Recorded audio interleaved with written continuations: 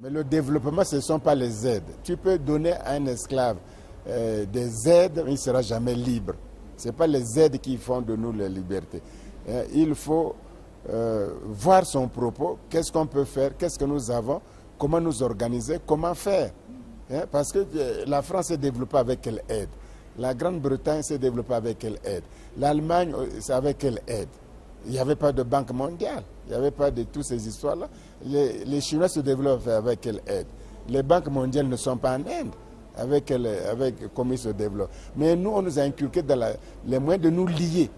C'est de dire qu'il y a les aides. Et du coup, quand tu as les aides, tu as les dettes. Alors, tu ne peux pas te développer si tu es aidé, si tu es endetté, tu n'as plus l'initiative. Il faut que si on rompait carrément, directement, sans façon, avec la Banque mondiale, comme tant d'autres pays, avec le Fonds monétaire, ils ne peuvent pas créer pour nous, vous verrez qu'on va changer de rapport. Ils viendront plus aimables en disant que non, etc. Mais ils savent bien qu'il ne faut pas libérer l'Afrique. Parce que si vous libérez l'Afrique, ils vont contre leur diamant, leur uranium, leur pétrole, leur bois, leur coton, leur maïs, leur riz, leur porc, les eaux maritimes, ils vont tout contrôler. Mais s'ils contrôlent ça, s'ils dominent ça, ils vont faire leur bonheur. Et du coup, l'Occident va décliner complètement. Démographiquement, ils n'ont pas de matière première. Ils vont avoir le diamant où? Ils vont avoir l'uranium où? Pour le moment, ils raflent tout le diamant du Niger, tout l'uranium du Niger. Tout, ils prennent tout, sans état d'âme, tu vois, quitte à changer un chef d'État qui ne leur plaît pas ça, tu vois. Donc nous, on croit que, et puis nous aide là, on vous augmente les trucs, on va augmenter, ils vous disent on va vous augmenter la production pétrolière, mais ils ne disent pas combien ils gagnent en augmentant la production pétrolière d'un pays, ils ne disent pas combien ils gagnent. Donc on est dans un truc là, tu vois, je sais pas, on n'a pas conscience de ça. Donc au fond, le développement, il faut une tête, il faut un leadership, il faut un gouvernail, il faut pour faire profiter de tous ces acquis et travailler. C'est comme ça qu'on fait de tous les pays de la terre. Mais les Africains croient qu'un autre peuple va travailler, et puis on va leur donner le développement. Restez tranquille, dansez au tam-tam, et puis nous on va faire pour vous. Et puis vous serez heureux. S'ils font comme ça, c'est plutôt le contraire. Vous serez plus exploité, plus malheureux, parce que vous ne contrôlez pas vos ressources, vos matières premières, vos mines, vos diamants, votre cuivre, votre colbate, l'uranium, ce n'est pas contrôlé. Alors, un autre prend ça pour son propre développement. Bon, s'il est généreux, il vous donne quelques miettes, et nous sommes heureux de recevoir ces miettes-là. Vous comprenez que... moi, je crois qu'on blâme aussi les autres, mais c'est les Africains eux-mêmes. C'est les Africains eux-mêmes qui ne lisent pas. Il faut lire la situation. Il n'y a pas de fatalité, il faut lire la situation. Tout le monde a subi des coups durs. Les guerres, il y a eu beaucoup de millions de Juifs. Parlons d'Israël. Beaucoup de Juifs ont été morts. Ils n'avaient pas de patrie, ils n'avaient rien. Mais le fameux Israël, c'est depuis 1948 ça existe. Beaucoup d'Africains étaient déjà nés là. Mais moi j'étais déjà né. 1948 qu'on a fait Israël. Un petit pays de rien du tout. Mais tout de suite on leur a doté de belles universités. Tout de suite. De haut niveau. Et on leur a doté aussi la puissance nucléaire. Ils ont les armes nucléaires. Ce petit pays.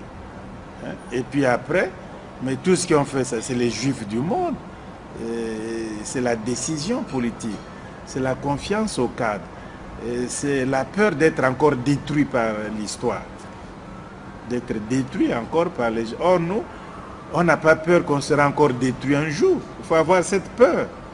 Mais on ne peut pas vivre sans peur. Je veux dire là, sans angoisse. Parce qu'il faut craindre qu'on soit encore vendu comme esclave. Il faut craindre qu'on soit encore colonisé. Le monde est ce qu'il est.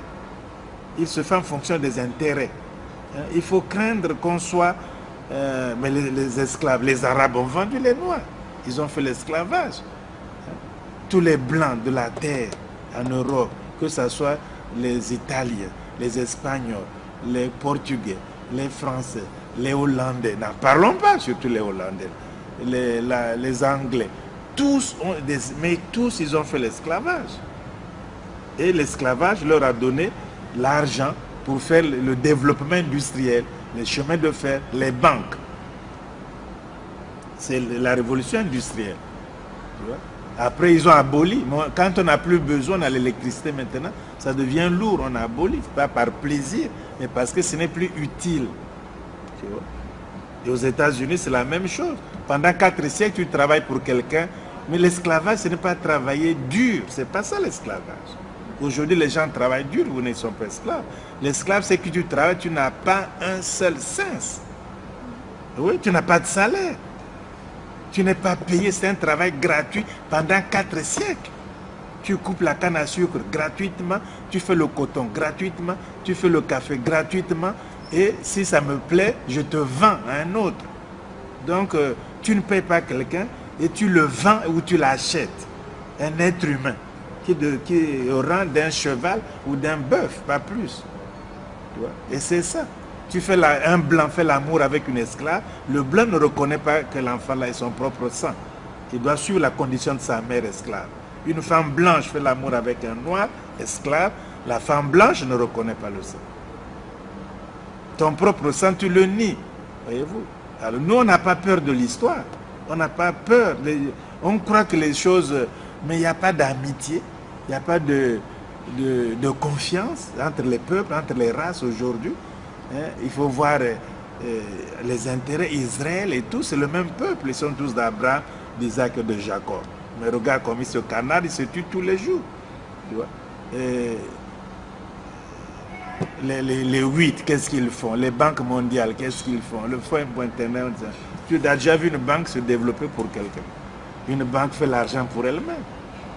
Et on te prête l'argent, ils envoient leurs experts avec cet argent-là. À la fin, tu as des dettes, tu ne peux plus payer. Donc, nous avons colonisation. On a traite négrière, travail gratuit en tant qu'esclave, colonisation. Et puis, on est maintenant, on doit des dettes. Tous les États africains sont endettés. Mais écoutez, mais vous ne réfléchissez pas. Esclaves pendant 4 siècles, colonisés pendant un siècle, divisés à Berlin. Les zones d'influence, les bases militaires, les zones culturelles, francophonie, anglophonie, lusophonie, toutes ces choses-là. Bon. Des dettes après 50 ans d'indépendance. Aucun État ne peut payer les dettes. Mais vous croyez l'apartheid? Vous croyez que après ça, là, les mêmes choses, d'où ça vient là? Ils vont changer.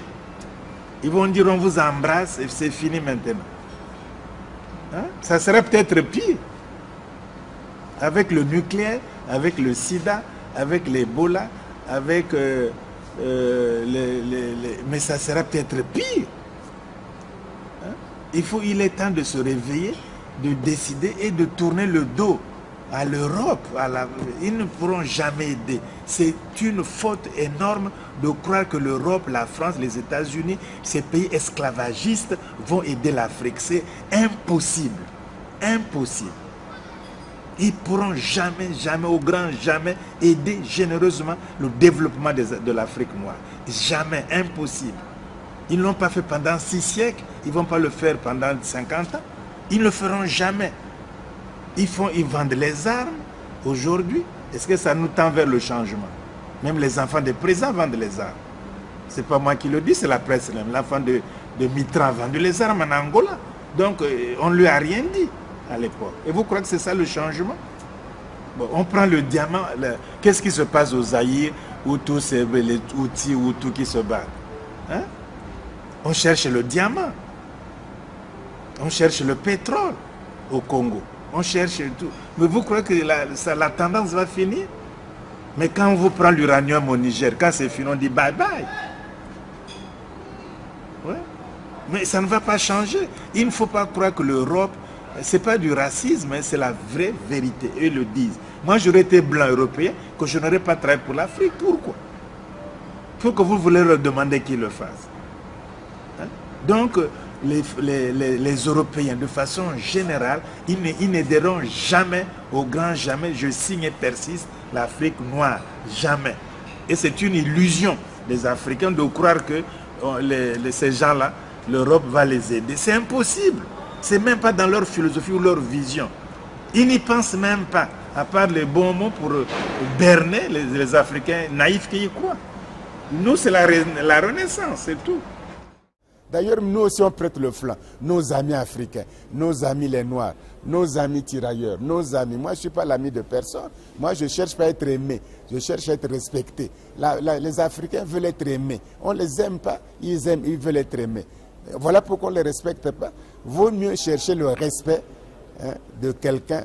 Et puis, de toute façon, l'amour est là, la fraternité est là. Mais il faut chercher le respect. Or, nous négligeons le respect. Et on dit qu'on va nous aimer. Moi, c'est ça l'erreur que nous faisons aussi. Donc, voyez-vous, les crimes de l'Occident, c'est des crimes extraordinaires depuis que l'humanité existe. Ils ne font que des guerres. Depuis la guerre de Troie commerçante, la guerre du Péloponnèse, c'est Jules César qui détruit les Gaules, etc., jusqu'à l'Afrique. Et puis après, tu crois que c'est fini? Fernandez qui détruit maintenant les civilisations mayas, aztèques, tout ça, ils détruisent complètement.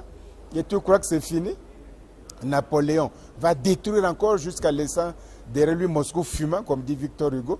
Tu crois que c'est fini encore? Première guerre mondiale, de tout le sang qui a coulé. Deuxième guerre mondiale, Hitler bousille tous les juifs qui n'ont même pas beaucoup souffert, même pas 10 ans, et nous pendant 10 siècles. Et quand on parle de ça, on dit qu'on est victime, et qu'on a la conscience de victime, qu'on pleure trop, qu'on crie, qu'on n'est pas bien dans notre peau, etc. Voilà la chaîne de malheur que l'Occident nous a. Donc, quelqu'un qui vous a fait esclave pendant 10 siècles, c'est lui qui va vous donner les aides, qui va vous donner la liberté, qui va vous dire que maintenant développez-vous. C'est faux. Quelqu'un qui a dominé pendant 10 siècles ne peut pas brusquement de lui-même. On voit bien qu'il crée des fictions. France-Afrique, c'est une pure fiction. Heureusement que ça ne tiendra pas. La francophonie. Pourquoi il n'y a pas l'anglophonie, la lusophonie, l'hispanophonie? Il n'y a que la francophonie. Ça, c'est des illusions totales. Ça ne tient pas le debout. On peut faire l'amitié sans ces choses, ça c'est carcan. Faisons l'amitié, etc. Bongo a donné l'argent à tous les chefs d'État. Il faut même publier leur nom européen, à tous les hommes politiques français. Le président Bongo a donné l'argent à tous les grands hommes politiques français, sans exception. Mais il est mort, et maintenant, on dit qu'il a des biens mal acquis ou quoi là. En France, on veut lui faire un procès. Mais enfin, quel est ce droit pénal là? Quand quelqu'un est mort, on le poursuit jusqu'à dans sa tombe.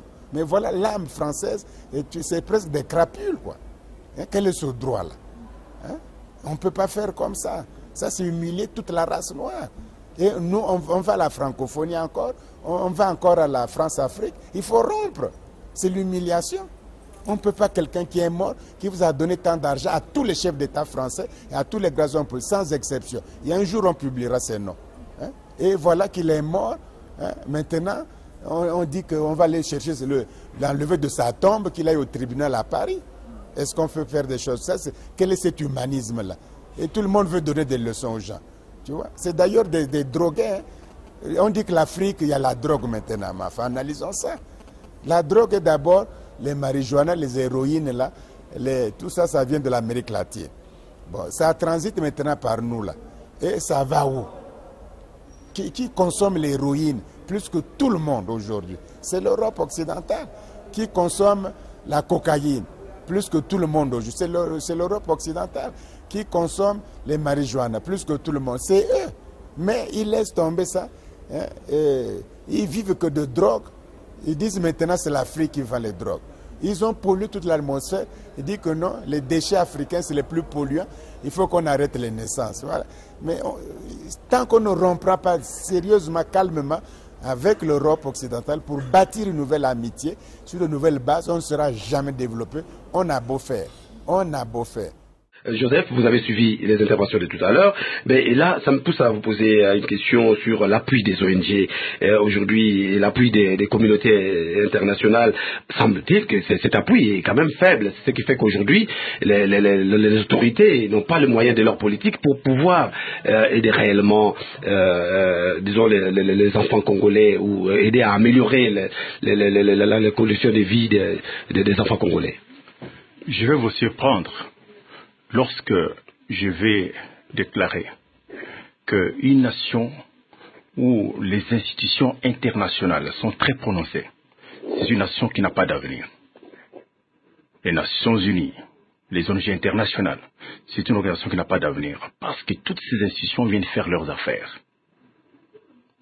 Et vous allez remarquer que dans tous les pays à travers le monde où il y avait les Nations Unies, où il y a les organisations internationales, tous ces pays n'ont pas avancé. Et d'ailleurs, si vous regardez notre pays avant qu'on accède au système, à la présence des Nations Unies, présence des ONG internationales, ce pays ici, et moi je vous informe que lorsque j'étais mes études, je ne connaissais pas l'UNICEF.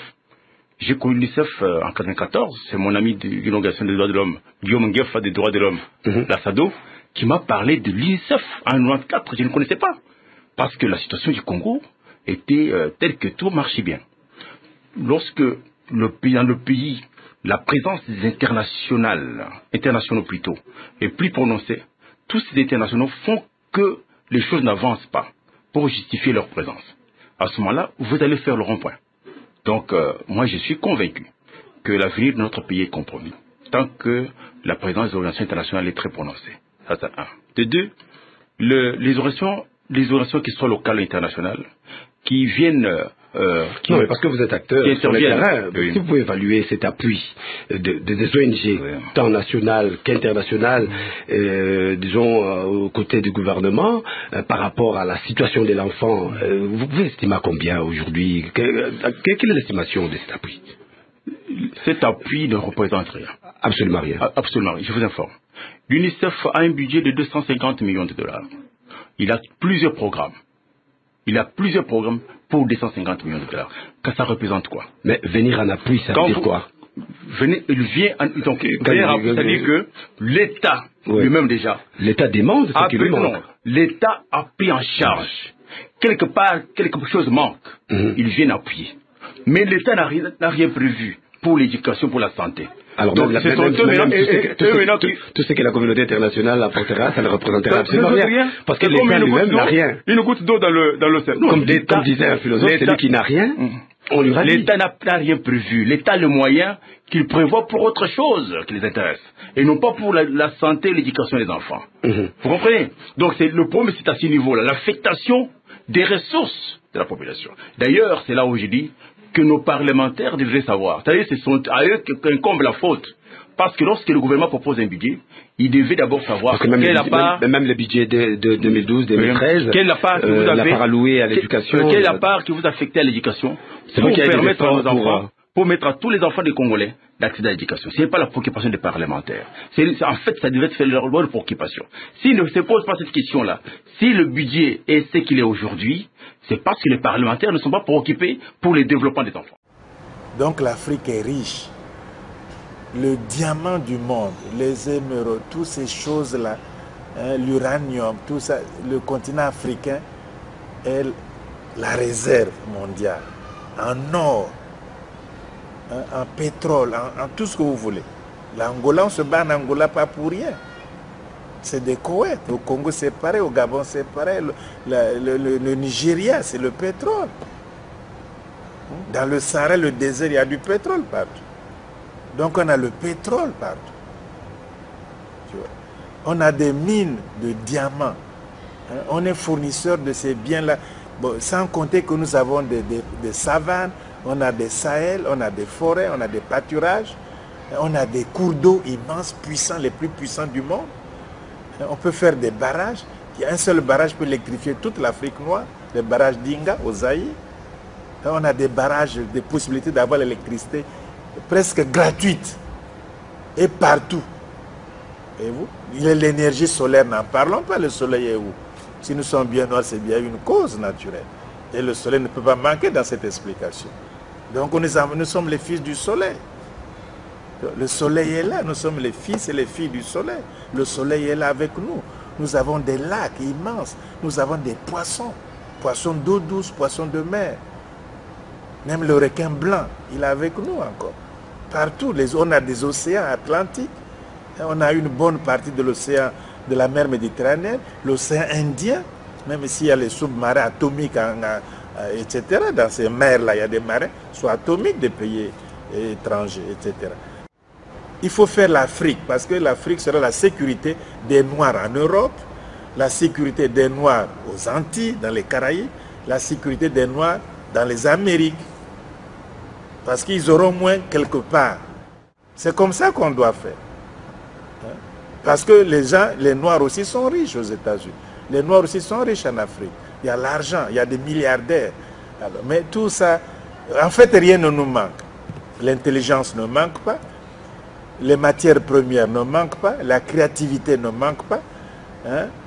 C'est souvent la vision. La vision. Avoir une vision, quand même, il y a la tragédie qui peut arriver. Il faut se protéger au plus vite. Tu vois? Et sinon, nous encore, on mange, on boit, on danse, on dit oh, on verra bien. Mais les choses qui nous sont déjà arrivées montrent que ce n'est pas sérieux et qu'on doit se protéger pour les générations futures. Mais les générations qui viendront, si la pédagogie continue ainsi, ils auront grandi dans d'autres paradigmes panafricains, dans d'autres visions, dans d'autres connaissances. Et le monde faisant pression autour de l'Afrique, toujours pauvre, mais les Africains se rendront compte que leur salut ne viendra jamais, au grand jamais, de la Chine, de l'Europe, de la Banque mondiale, du FMI. Jamais, au grand jamais. Leur salut viendra d'eux-mêmes. Et comme tout le monde, le salut de l'Europe ne vient pas de la Chine ou des Africains, il vient des Européens. Et ils bâtissent leur stratégie pour exploiter cruellement l'Afrique, pour pratiquer le racisme, pour croire que c'est eux la seule communauté internationale. Mais la communauté internationale, c'est pas 3 ou 4 pays. Alors, mais c'est l'Europe qui crée ça pour ses intérêts. La Chine fait la même chose, l'Inde fait la même chose. Les Africains ne le comprennent pas encore. Chacun voit midi à sa Oui, les Africains ne le comprennent pas encore parce qu'on leur a donné de faux ensembles. Comme le Commonwealth, c'est un ensemble qui n'a pas d'avenir politique pour nous. La même chose, la France-Afrique ou l'Afrique-France, comme on voudra, ça n'a aucun avenir, ni pour la France, ni pour l'Afrique noire, francophone. Il n'y a aucun avenir. Il faut se déterminer. Et tout ce qui est arrivé ici-bas dans l'histoire de l'humanité, c'était dû à la détermination humaine. À la détermination humaine. Les peuples qui ne déterminent pas, qui ne décident pas, c'est-à-dire qui manquent de leadership pour décider, ben, ils subissent. Ils subissent. Alors, selon vous, comment vous expliquez cette faiblesse de nos leaders, de notre leadership, vu qu'on a des intellectuels, on a de bons médecins, on a de bons scientifiques, on a de bons artistes. Alors, qu'est-ce qui fait que l'Afrique n'arrive pas à avoir un bon leadership? Il y a au moins 2 raisons. Il y a d'abord, tu sais, quand on décide, quand on veut faire, c'est la politique. C'est la politique. Alors la politique, on peut la faire de 2 manières. Je peux faire la politique pour mes propres intérêts et je peux faire la politique pour les intérêts généraux, les intérêts collectifs, les intérêts du peuple. Or souvent, nous plaçons nos propres intérêts au-dessus des intérêts de la nation entière. C'est ça le problème. Et on fait des compromis, on signe des contrats qui aliènent. Donc c'est une affaire de clairvoyance politique, de dévouement politique et de patriotisme. Il ne suffit pas de faire la politique, mais c'est un patriotisme pour la faire. Une certaine, etc. D'autre part, il y a des forces qui sont contre l'Afrique depuis plusieurs siècles. L'Occident, l'Europe occidentale est contre l'Afrique depuis le 13e, 14e siècle, 15e, 16e, 17e, 18e siècle, jusqu'au 20e siècle. L'Europe occidentale est contre. Donc il crée des banques mondiales pour être contre nous. Il crée le FMI pour être contre nous. Il crée les commissions de Bruxelles pour soi-disant les ACP, les programmes d'ajustement structurel. Voilà, on était colonisés, après on était pauvres, et avec la Banque mondiale, on est devenu très pauvre, très endetté. Parce que, citez-moi un seul pays qui est sorti de la misère à cause de l'aide de la Banque mondiale dans le monde aujourd'hui. Quel pays qui a été sauvé par la Banque mondiale? Mais nous allons là-bas tous les jours, alors qu'ils ont fait des programmes structurels. C'est des institutions de corruption. Il faut voir leur directeur, Paul Wolfowitz. Voyez-vous, et tant d'autres. C'est des scandales sexuels, des scandales d'argent, de corruption. Il ne peut pas vous aider. Les gouvernements européens, c'est les plus corrompus de la terre. Ils vendent les enfants de Christian Mitterrand, ils vendent les armes, non? Hein, oui, avec l'affaire Angola Gate. Et Pasqua, il a 3 ans, non? Qu'on a joué de 3 ans de jugement. Les Attali, c'est des grands intellectuels. Mais voilà ce qu'ils font, hein? Les Falcone et tout ça. Mais vous les adorez, les Borolé, tous ces gens. Vous les adorez en Afrique. C'est eux les patrons de l'Afrique. C'est eux qui colonisent. Et l'Afrique est contente comme ça. Entre-temps, ils ont le chômage, une jeunesse inoccupée, dans le désespoir, qui se jette dans les Canaries, que les militaires espagnols tuent dans les Canaries, en disant que c'est les requins qui les ont mangés. Et puis ils montrent quelques gens qui ont été pas sauvés. Mais les autres ont été criblés de balles. Voilà pourquoi on ne les montre jamais. On dit il y a 200 morts. Mais on ne les montre jamais ces 200 morts. Les corps, jamais. Parce qu'on les a tués simplement. C'est criblé de balles, c'est tout. Et nous avalons ça. On ne fait rien, on ne parle pas. Même l'un des meilleurs chefs d'État africains, c'est bien Robert Mugabe. C'est l'un des meilleurs chefs d'État africains. Il a fait 10 ans en prison. Il a mis la lutte de libération armée contre l'occupant anglais. Les Anglais sont les plus corrompus de la terre. Voyez-vous? Et maintenant, il a pris des terres. Il est criminel. Bon, maintenant qu'il a arrangé les problèmes, on n'en parle plus. Parce qu'ils ont un premier ministre qui les aime. Mais il faut être clair aussi dans ces choses-là. Effectivement, en tout cas, nous avons bien compris qu'il fallait absolument pour l'Afrique, en tout cas, avoir des politiques de rupture pour pouvoir se délier des chaînes en fait qui nous enchaînent, même pas des de chaînes rupture, du néocolonialisme. On n'a même pas besoin de politique de rupture. Tout ça, c'est des mots. Parce que quelqu'un a dit qu'il est le président de la rupture et les nègres copient qu'ils veulent. Il n'y a pas de rupture. Nous n'avons pas. Il faut simplement être simple et courageux. Nous avons des problèmes, nous avons des ressources culturelles, intellectuelles, scientifiques, nous avons des ressources naturelles, nous vivons dans un monde cruel et nous pouvons décider de faire autrement que nous le faisons maintenant. Il n'y a pas besoin d'employer des mots, de copier le vocabulaire de l'autre. C'est ça notre faiblesse. Quand quelqu'un parle de rupture, je suis le président de la rupture, les nègres copient la rupture. Il parle de l'union de ceci, on copie. Il parle de sous-développement, on copie. Il est tiers-monde, on vous dit vous êtes du tiers-monde. Professeur Obenga, vous quand même acceptez que c'est une rupture en fait, ce que vous demandez. Parce que vous demandez à ce que les Africains prennent en charge eux-mêmes leur avenir et qu'ils prennent des décisions. Rupture par rapport à quoi? Par rapport à ce qui se fait actuellement. Mais ce n'est pas une rupture, c'est un changement radical. Il n'y a pas rupture, il y a un changement radical. C'est ça, changement radical. Très bien, alors nous parlerons de changement radical.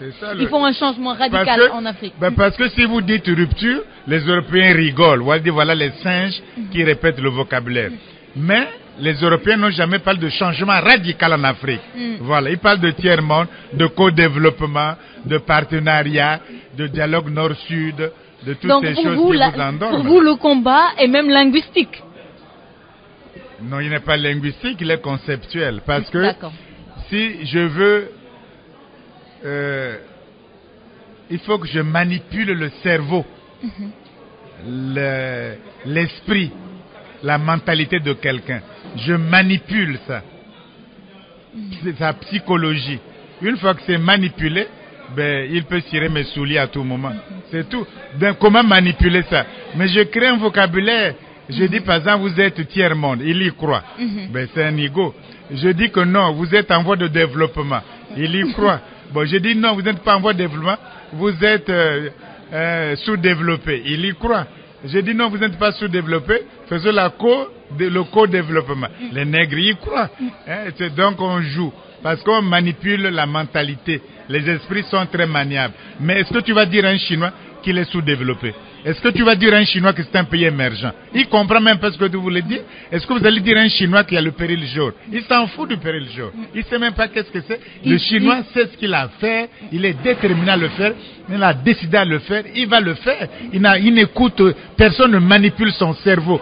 Personne ne manipule son vocabulaire. Ses concepts. Sa vision. Personne ne manipule. C'est ça. Or nous...